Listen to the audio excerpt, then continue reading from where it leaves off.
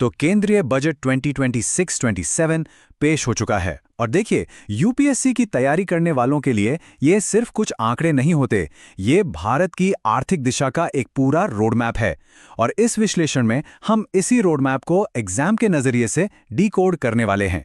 हम शुरुआत करेंगे ये समझने से कि आखिर एग्जाम के लिए ये बजट इतना जरूरी क्यों है। फिर हम बड़े आर्थिक आंकड़ों पर नजर डालेंगे। सरकार की जो 3 कर्तव्यों वाली सोच है उसके पीछे की वजह को जानेंगे, टैक्स के प्रस्तावों को समझेंगे और आखिर में एक क्रिटिकल एनालिसिस और एग्जाम के लिए कुछ प्रैक्टिस सवालों के साथ सब कुछ समेट लेंगे। तो चलिए शुरू करते हैं। अच्छा, तो सबसे पहला और सबसे जरूरी सवाल, यूपीएससी के लिए यह बजट इतना क्रिटिकल क्यों है?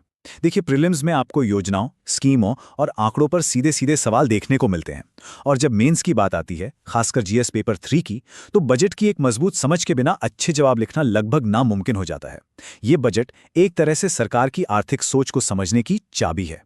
किसी भी बजट का विश्लेषण तब तक अधूरा है जब तक हम उसकी मैक्रो इकोनॉमिक नींव को ना समझें।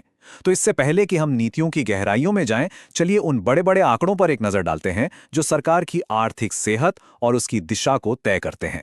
कह सकते हैं कि यही आंकड़े बजट की पूरी कहानी की भूमिका तैयार करते हैं। ये 3 आंकड़े इस बजट का सार हैं। पहला, राजकोषीय घाटा, जो जीडीपी का 4.3% है। यह सरकार की उधारी को दिखाता है। दूसरा, कुल खर्च, जो 53.5 लाख करोड़ रुपए का है, और इसमें जो सबसे अहम आंकड़ा है वो है 12.2 लाख करोड़ रुपए का पूंजीगत व्यय, जिसे हम केपेक्स भी कहते हैं। मतलब सरकार पैसा बना रही है, सड़कें, बंदरगाह और भविष्य के लिए जरूरी इंफ्रास्ट्रक्चर पर जबरदस्त खर्च कर रही है। तो ये राजकोषीय घाटा या फिस्कल डेफिसिट आखिर होता क्या है? एकदम सरल शब्दों में कहें तो ये सरकार की कुल आमदनी और उसके कुल खर्च के बीच का अंतर है। ये आंकड़ा हमें ये बताता है कि सरकार को अपने सारे काम निपटाने के लिए कितना उधार लेने की जरूरत पड़ेगी, और इसे जीडीपी के प्रतिशत में इसलिए मापते हैं ताकि अर्थव्यवस्था पर इसके असली असर का अंदाजा लगाया जा सके। चलिए अब बजट के दिल में चलते हैं। जैसा कि वित्त मंत्री ने बताया, ये कर्तव्य भवन में तैयार हुआ पहला बजट है और इसकी पूरी सोच 3 प्रमुख कर्तव्यों या कर्तव्यों पर आधारित है। ये 3 कर्तव्य ही इस बजट के वैचारिक स्तंभ हैं, मतलब सारी घोषणाएं इन्हीं के इर्द गिर्द घूमती हैं। तो वो 3 कर्तव्य हैं क्या? पहला, आर्थिक विकास को और तेज करना। दूसरा, विकास का फायदा आम लोगों तक पहुंचाना, उनकी आकांक्षाओं को पूरा करना। और तीसरा, ये पक्का करना कि विकास की इस दौड़ में कोई भी पीछे न रह जाए, यानी सबका साथ, सबका विकास। पहले कर्तव्य पर ध्यान दें तो सरकार का फोकस मैन्युफैक्चरिंग पर है, खासकर उन सेक्टर्स पर जो भविष्य के लिए जरूरी हैं, जैसे बायोफार्मा शक्ति योजना के लिए 10,000 करोड़ रुपए का आवंटन। ये भारत को एक ग्लोबल बायोफार्मा हब बनाने का एक बड़ा कदम है। इसी तरह इंडिया सेमीकंडक्टर मिशन 2.0 हो, रेयर अर्थ कॉरिडोर हो या कंटेनर मैन्युफैक्चरिंग, इन सब पहलों का एक ही मकसद है, आत्मनिर्भरता और ग्लोबल कॉम्पिटिटिवनेस। अब टेक्सटाइल सेक्टर के लिए सरकार का अप्रोच बहुत दिलचस्प है। ये कोई एक अकेली योजना नहीं है, बल्कि एक पूरी इंटीग्रेटेड स्ट्रैटेजी है। नेशनल फाइबर स्कीम से आत्मनिर्भरता लाने से लेकर पुराने क्लस्टर्स को मॉडर्न बनाने और खादी को मजबूत करने तक, सरकार इस सेक्टर को, आप कह सकते हैं, फाइबर से फैशन तक पूरी तरह से नई ऊर्जा देने की कोशिश कर रही है। आर्थिक विकास का दूसरा सबसे बड़ा इंजन होता है इंफ्रास्ट्रक्चर, और सरकार यहां पर बहुत बड़ा दांव खेल रही है। 12.2 लाख करोड़ रुपए का कैपेक्स कोई छोटा मोटा आंकड़ा नहीं है। इसके साथ ही ग्रोथ कनेक्टर्स कहे जाने वाले 7 हाई स्पीड रेल कॉरिडोर और 20 नए राष्ट्रीय जलमार्ग, इन सब का एक ही लक्ष्य है, लॉजिस्टिक्स की लागत को कम करना और कनेक्टिविटी को बढ़ाना। अब आते हैं दूसरे कर्तव्य पर, जो सीधे सीधे ह्यूमन कैपिटल यानी लोगों की क्षमताओं को बनाने से जुड़ा है। यहां पर शिक्षा और इंडस्ट्री को जोड़ने के लिए 5 यूनिवर्सिटी टाउनशिप का प्रस्ताव है। स्वास्थ्य के क्षेत्र में आयुर्वेद पर जोर दिया गया है, और एक नया टर्म है यहाँ, ऑरेंज इकोनॉमी, मतलब एनिमेशन, गेमिंग जैसे क्रिएटिव इंडस्ट्रीज को बढ़ावा देना, जिसके लिए स्कूलों में एवीजीसी लैब्स की बात कही गई है। यह भविष्य के जॉब मार्केट के लिए एक बहुत दूर की सोच है। और तीसरा कर्तव्य है समावेशी विकास का। किसानों के लिए भारत विस्तार नाम का एक मल्टीलिंगुअल एआई प्लेटफॉर्म एक गेम चेंजर साबित हो सकता है। सोचिए, हर किसान को उसकी जरूरत के हिसाब से सलाह मिलेगी। इसके अलावा हाई वैल्यू खेती को बढ़ावा देना, मानसिक स्वास्थ्य के लिए उत्तर भारत में निमहांस 2 की स्थापना और पूर्वोदय एवं उत्तर पूर्व पर खास ध्यान, ये सब दिखाता है कि सरकार क्षेत्रीय असमानताओं को दूर करने के लिए कितनी गंभीर है। चलिए अब बात करते हैं बजट के पार्ट बी की, मतलब पैसा आएगा कहां से। यहां हम बात करेंगे टैक्सेशन की। टैक्स प्रस्तावों का असर सिर्फ सरकारी खजाने पर नहीं बल्कि हम सबकी जेब पर और इंडस्ट्रीज की लागत पर भी पड़ता है।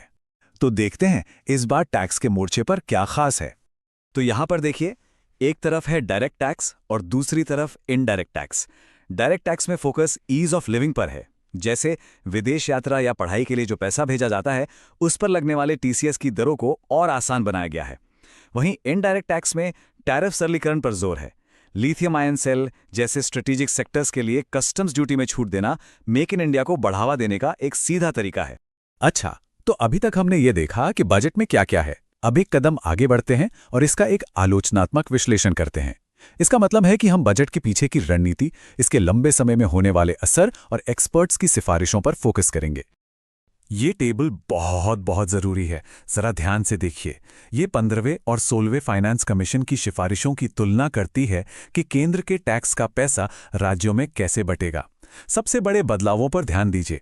16वें कमीशन ने 2011 की जनसंख्या के वेटेज को 15% से बढ़ाकर 17.5% कर दिया है और जीडीपी में योगदान के लिए 10% का एक नया क्राइटेरिया जोड़ा है।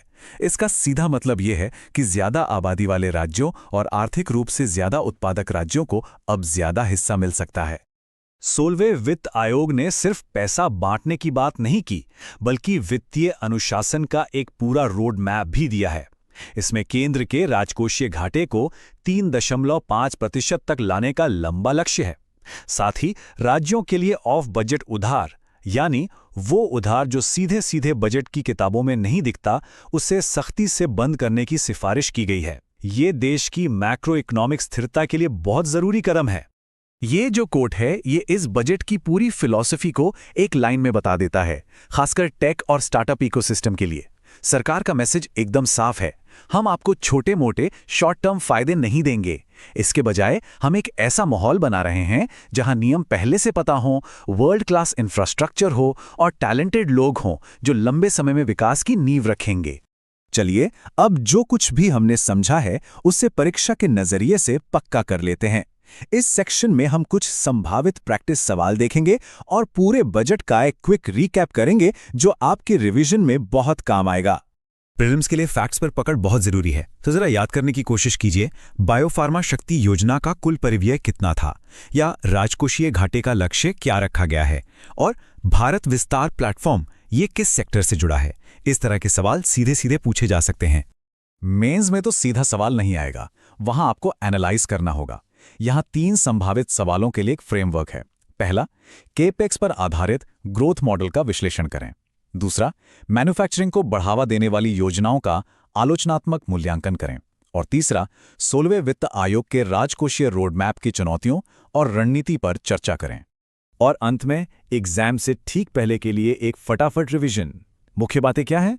राजकोषीय घाटा 4.3%, पूंजीगत व्यय 12.2 लाख करोड़ रुपए, बजट का दर्शन 3 कर्तव्य, प्रमुख योजनाएं बायोफार्मा शक्ति, ISM 2.0 और भारत विस्तार, और प्रमुख सुधार 16वें वित्त आयोग की सिफारिशें और नया राजकोषीय रोडमैप।